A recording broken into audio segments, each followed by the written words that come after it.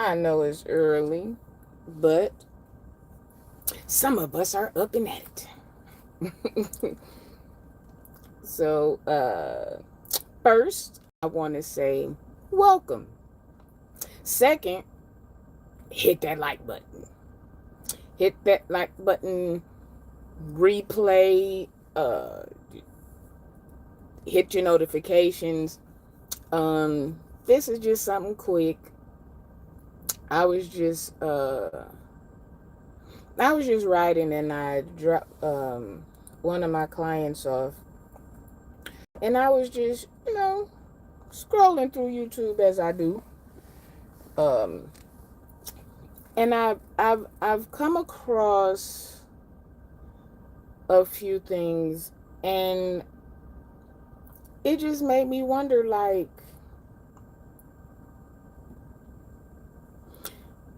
why? Like, why? So, I'm just gonna jump into it real quick because I really don't have a lot of time because I got somebody to pick up. But there has been, I want to say, in the last 60 days, there has been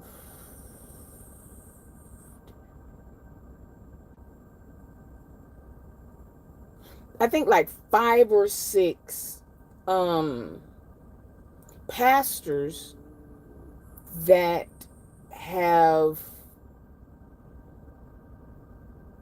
been convicted of doing something with a minor, be it male or female. It really doesn't matter. Assault is assault. A kid is a kid.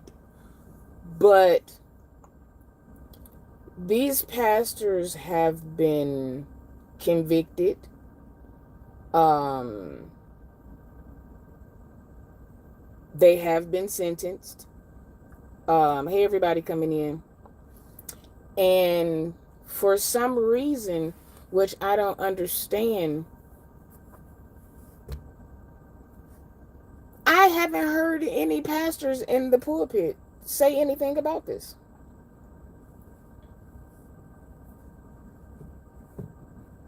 If you have, say something.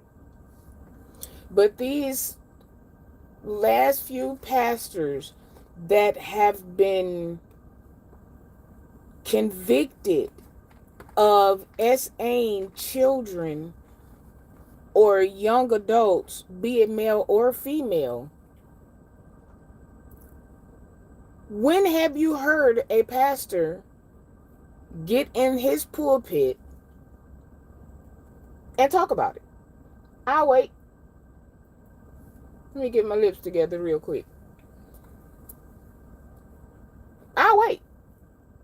Wooden, I haven't heard you address not one of these allegations of pastor SAing children. I haven't heard it. I hold on, I'm looking right now. We didn't talked about the Marvin Sapp and the close the doors. We didn't talked about Donnie McClurkin and him not being homosexual, being delivered from homosexuality, and him folks coming in his room and all of.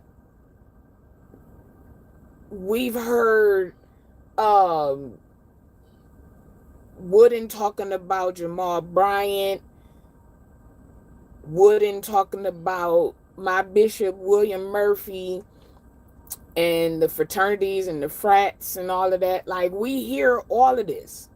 Mostly it's about homosexuality. But we have not heard anything about these pastors. You have the pastor from India who was forcing himself upon the women. We have the pastor out of Detroit.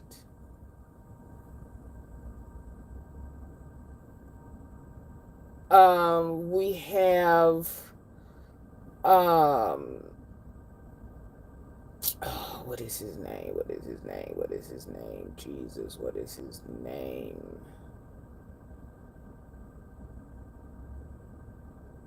Oh, what is his name? Oh. Out of Texas. Ronald Mitchell. Hold on, let me silence my phone because it's about to go nuts. Sorry. We have Pastor Green, who is convicted of SA. Like, all of these pastors have been accused, not people just putting out stuff. This is, the judge has convicted these pastors,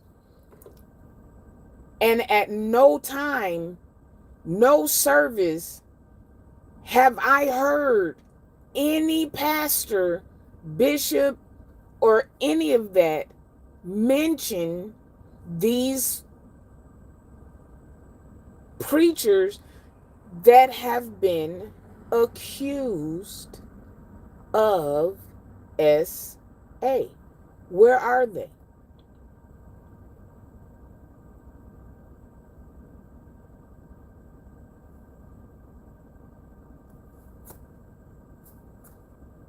But y'all can get in the pulpit and tell the homosexual community that they need to be delivered and they need to seek God, and we've turned our mind over. Like,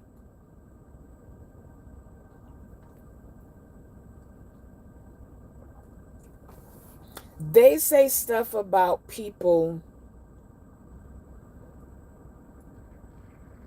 that they think, if that makes any sense.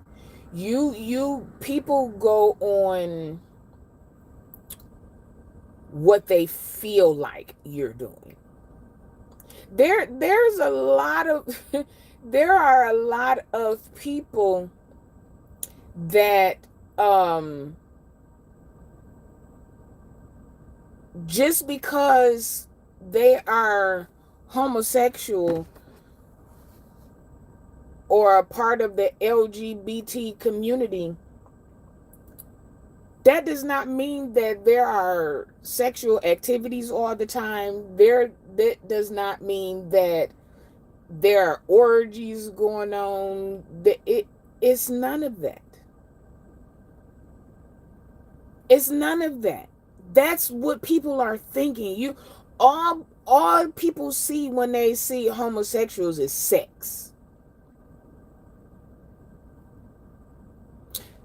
Some people in the LGBTQ community have more restraint when it comes to sex than some of these folks out here.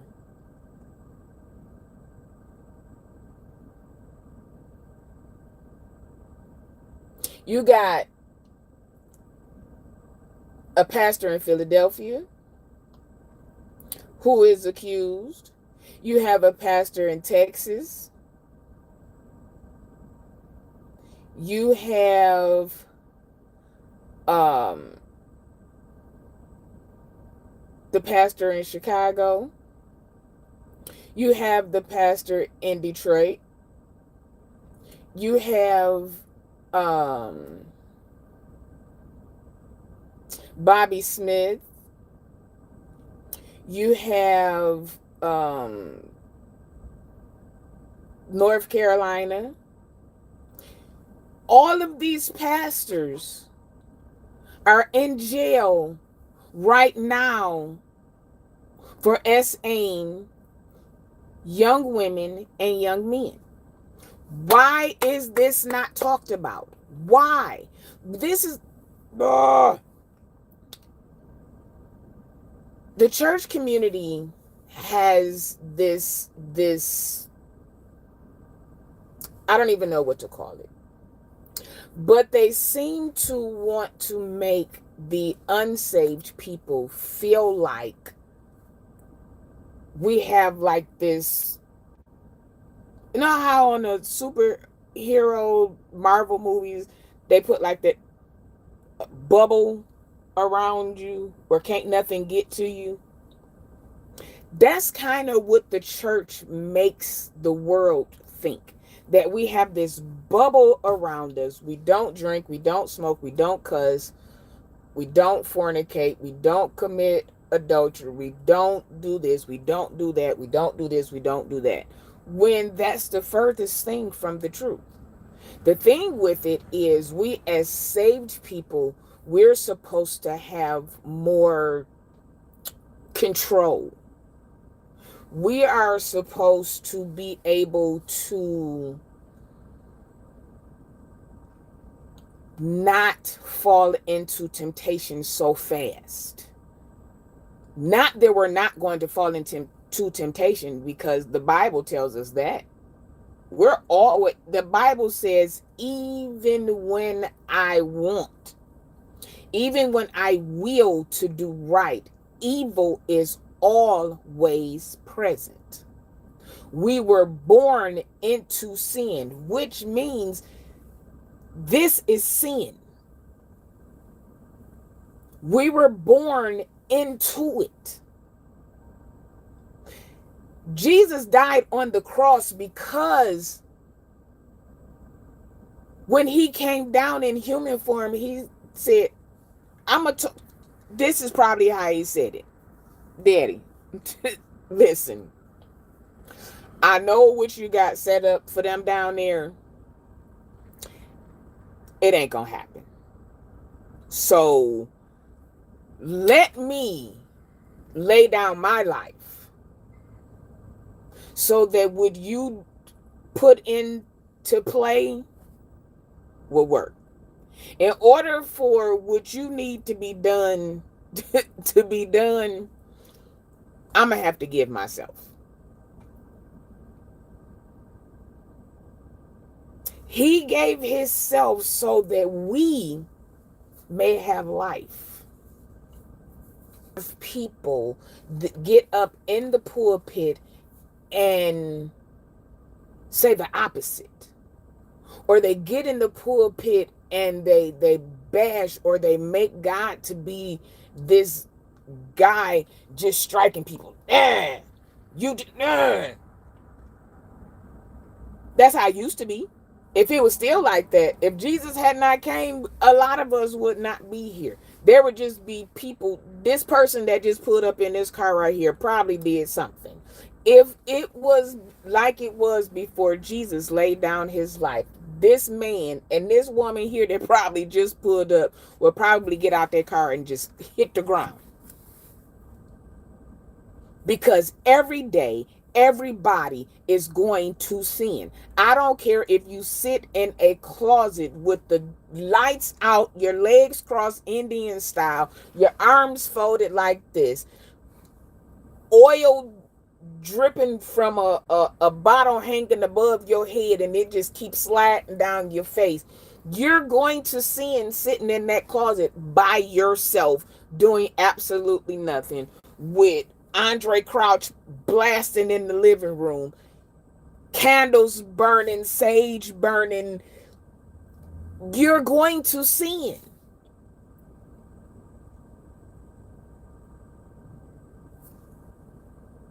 Sometimes we sin in our sleep. A wet dream, according to the people, you sinned in your sleep. How are we supposed to stop that?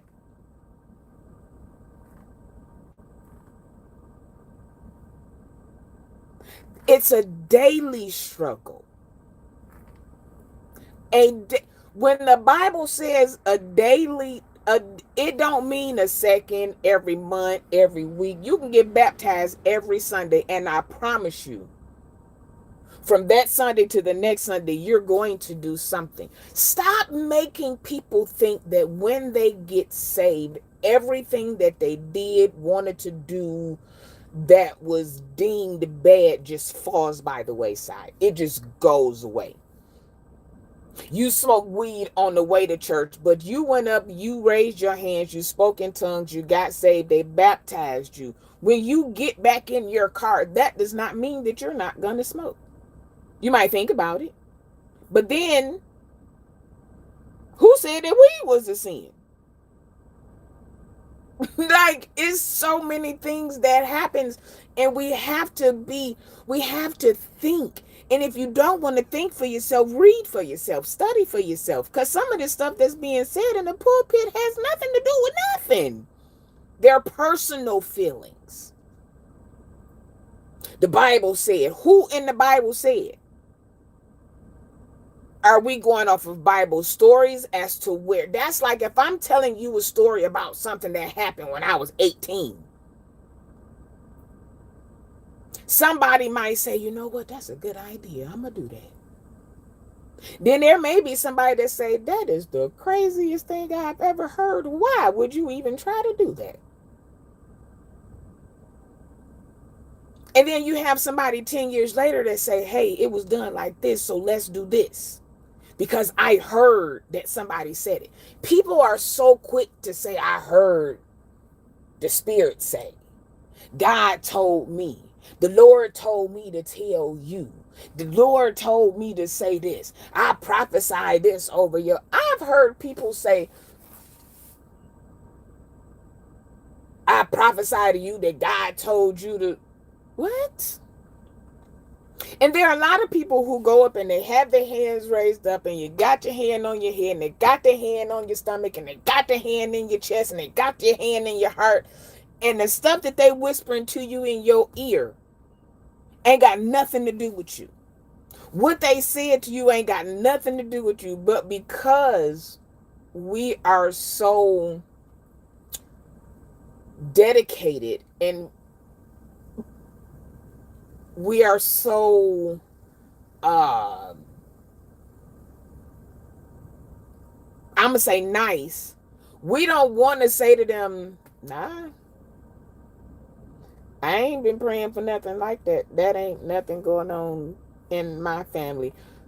Yeah, if somebody's sick in your family, they're gonna be healed. There's somebody sick in everybody's family. You're having financial difficulties, and the Lord said, it's a bunch of people who having financial. Tell me something. If you're going to prophesy to me, a prophecy is a confirmation. If you're not giving me confirmation on something, I don't see that as a prophecy.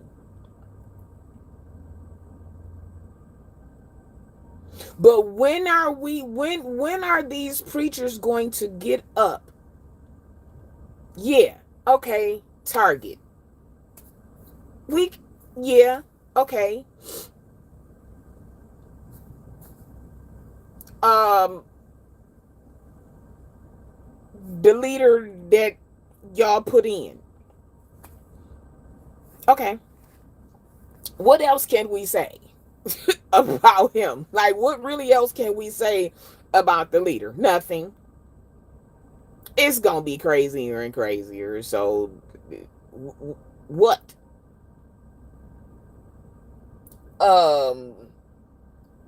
Y'all can get up in the pulpit and talk about how tight men's suits are, which tight suits ain't new, cause Frankie Lyman and Jackie Wilson and all of them people not only had on tight pants, but they was floods. So the suits that's out now, I don't want to hear that. That's dumb. Women stop wearing tight clothes and enticing people. Well, before you preach that, go into the stores and see what's in the stores that's available, and then tell us what to wear. But some of these people don't even be dressed like that, and y'all still take advantage of them. These young girls out here are not wearing halter tops to church, and they're not wearing skin tight jeans and skin tight skirts. These are children with children's bodies. These young men don't even have a chin hair yet. And these are the people that you are taking advantage of. And nobody can get in the pulpit and speak about these leaders assaulting these teens. Why? Why can't Bishop Wooden get in his pulpit, and instead of talking about abortions and talking about the LGBT community and talking about rainbow flags and talking about who Jamal Bryant is sleeping with, talk to your fellow pastors and preachers and bishops and tell them to leave these kids alone? Why can't we do that? We get on here as commentators and vloggers and bloggers, and we talk about each other, and we talk about who said this and who did that, and who gay and who ain't gay, and who pretend to be gay and who straight.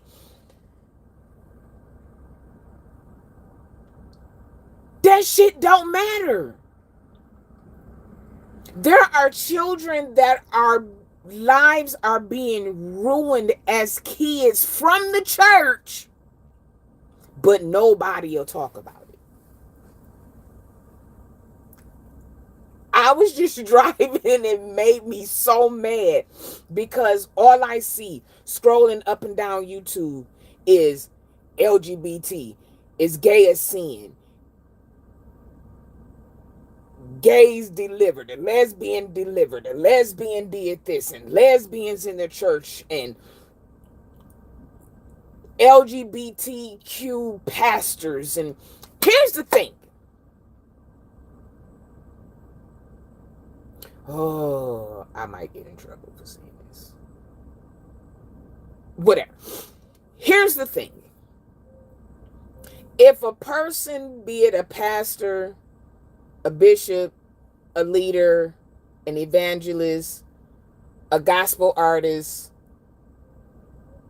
a musician, if y'all would let people live their lives and you concentrate on what God told you to do, I can almost promise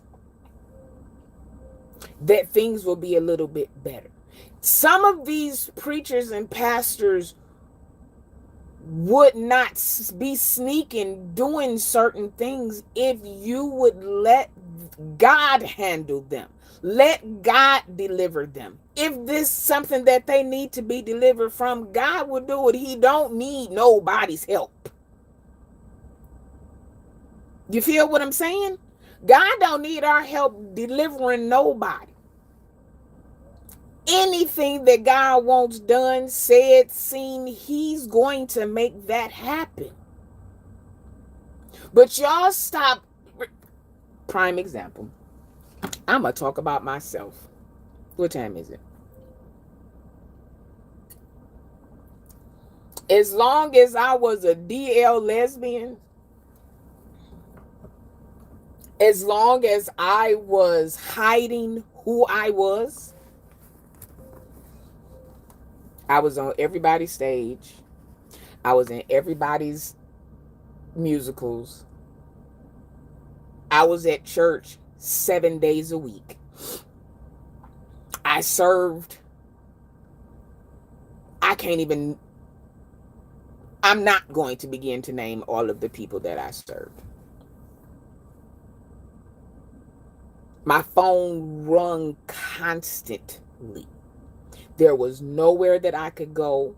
It was crazy.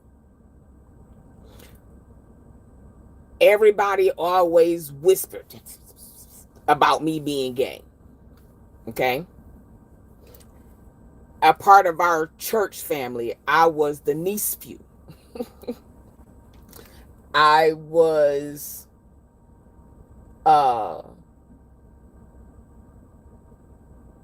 the boy. I was BOI. I was, you name it. But the moment that I started living in my truth,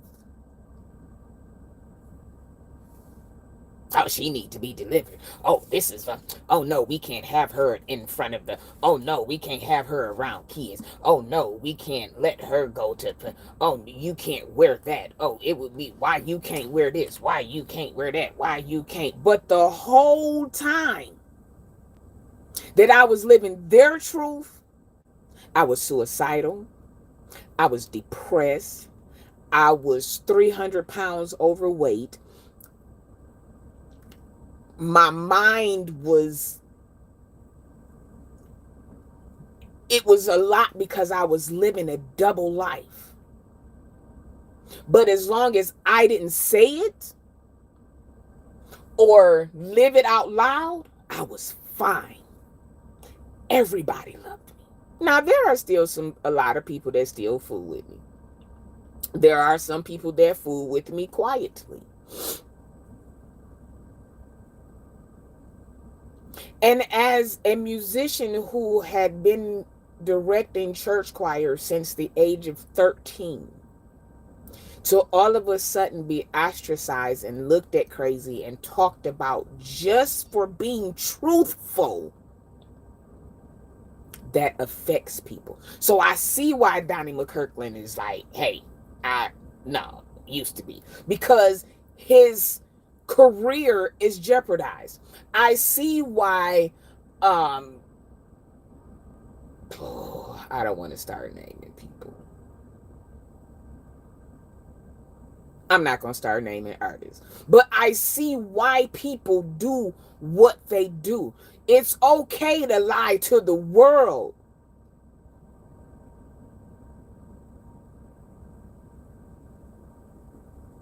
It's okay to lie to the world. But the person that you can never hide from sits high and he looks low. He knows everything. He know it before we gonna do it. He know it before we gonna think it. He knows everything. So even though I may not be showing you my life, God still knows. And he's the last one that we have to answer to. So what are we hiding and being depressed and lying, and a man who knows that he really don't want to be with a woman. He really wants to be with a man, but he going to be with this woman so that he can continue to sing, continue to preach, continue to travel, continue to produce, continue to be in movies, continue to do this. But he's living a lie. So it's okay to live a lie for people versus living your truth, whatever that may be, as long as you ain't an unaliver or an SAer. Live your truth. Because here's the thing, the people that you are portraying a certain lifestyle for don't have a heaven nor hell to put you in, whether you believe in both or not. Those people have nowhere to put you. Those people that you're hiding from have no say-so of where you spend eternity. With y'all making people get up in front of the church and apologize for getting pregnant and not being married, when the truth is 77% of the people that are born in the world were not born to a married mother and father. So what does that say about us? I have to stand in front of the church and apologize for having sex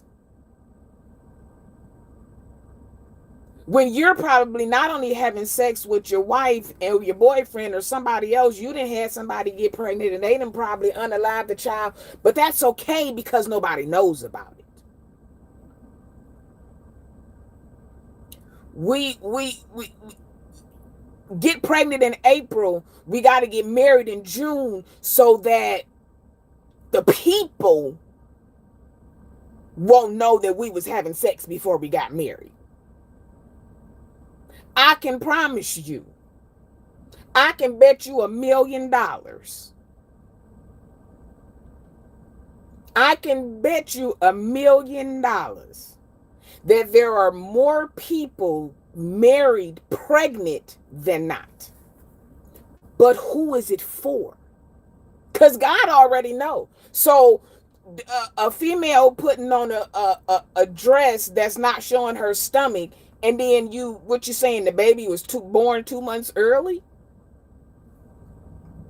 Why are we hiding this stuff from the church? Why are we hiding this stuff from people? When God already knows and sees what we're doing.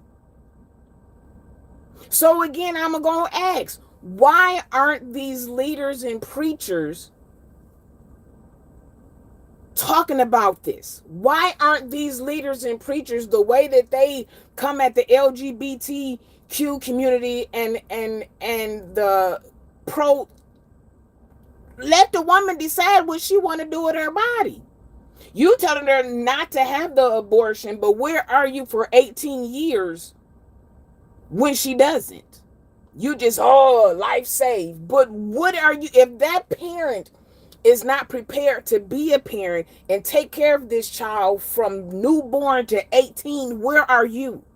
Are you giving diapers? Are you giving food? Because 0 diapers only last so long. They got 0 to 5, and then you got pull-ups. Are you buying pull-ups? Are you buying baby food? Are you buying clothes? Because babies grow fast.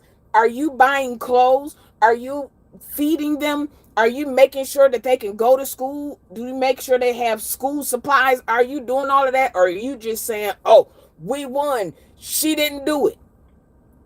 It's more than that. Now, if you're already pregnant, that's already the sin that y'all say, because she wasn't married. So you stopping her from doing something else, that's her body. And then we don't always know the reasoning behind a woman making that choice. It could be a choice of life or death. You don't know that. So instead of just standing around the clinic, no, don't do it, don't do it, don't do it, God loves kids, pull that lady to the side and say, hey, what's going on? Why do you feel like you need to do this? Do you need help? Is there a health issue? It could be a health issue with the mother or the baby or both.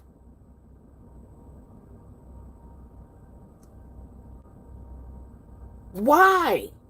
Why don't these preachers and pastors, be it in the pulpit, social media, however, whatever, why don't we hear about leaders,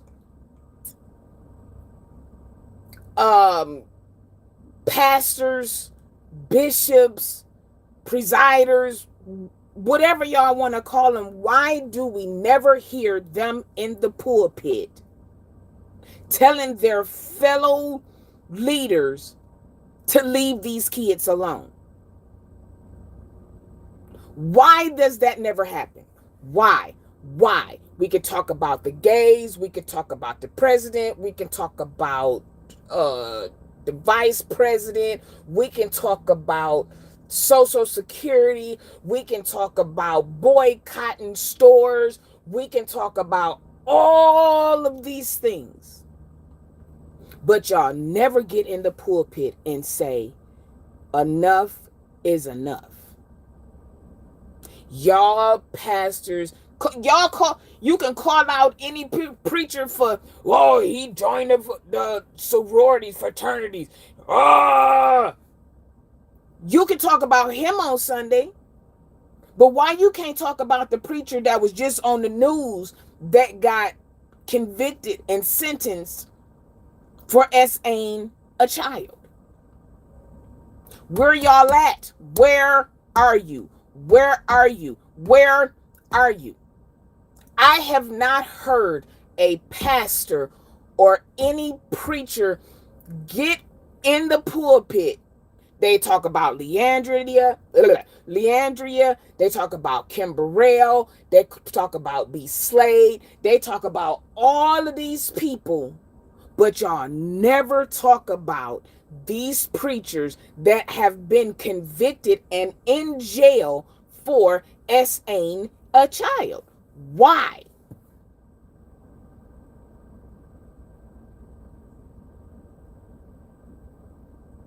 It's more of that going on in the church than homosexuality.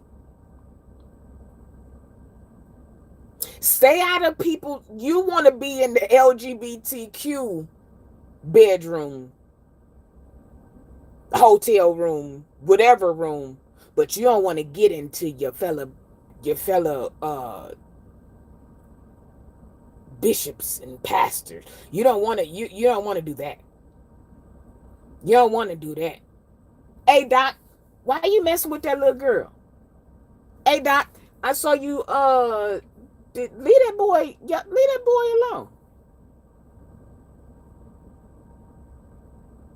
Y'all got these powers and y'all can see this, and God done told you this, and God done told you that, and God said to tell this person this, and God told you to tell that person that, but God ain't never told you to tell none of these pastors to keep their hands off of kids. I call BS. This is why I say that some of these people preach on what they know. They preach on stuff that they see on social media. They preach on stuff that you done had a meeting with somebody this week, and now you done get... Ooh, I'm about to go.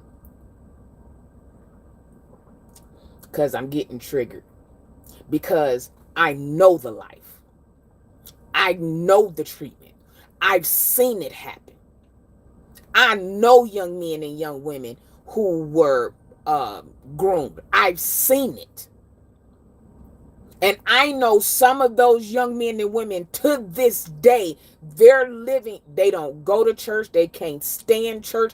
They don't want to go on Easter, Christmas, New Year's. They're not going to church because somebody in church hurt them. Somebody at church made a sexual advance at them and nobody did or said anything. So right now today, there are young men out here that are abusive towards women because of what a man did to them when they were a kid. There are young men that I know right now today that are alcoholics, that are on drugs, that I mean beat women because of what happened to them. But nobody gets in the pulpit and says anything about it. Hey, leave them kids alone. It's enough adults out here that's willing, ready, and able for free to do what it is that you want to do, but you want to take the innocence of a child. Preach against that.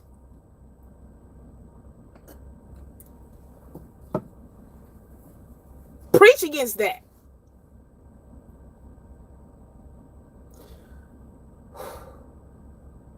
I'm about to go, y'all. I have a client to pick up in 8 minutes, and I feel myself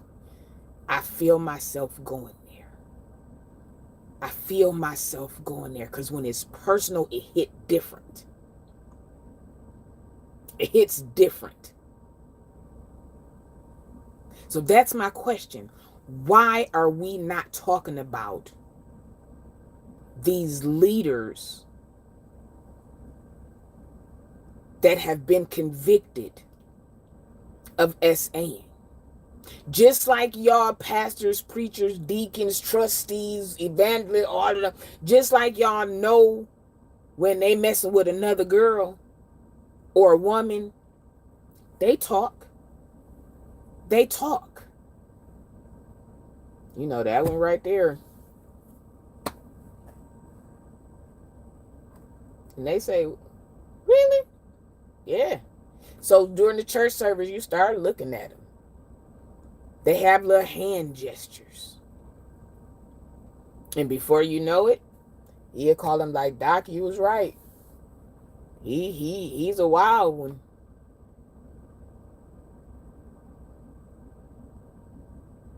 And y'all keep that between y'all. I'm telling you what I know, not what I heard. I ain't gonna, I'm gone. Thank y'all, everybody who stopped by. I appreciate you. I feel it in my belly, so I'm about to go.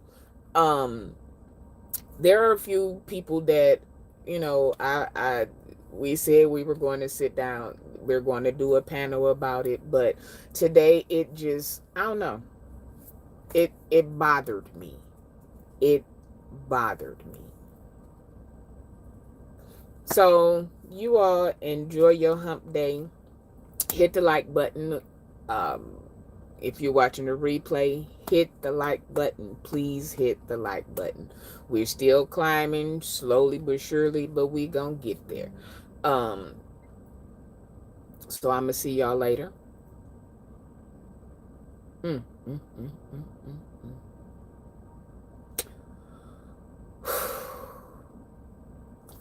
I'm out. Have a blessed one, y'all.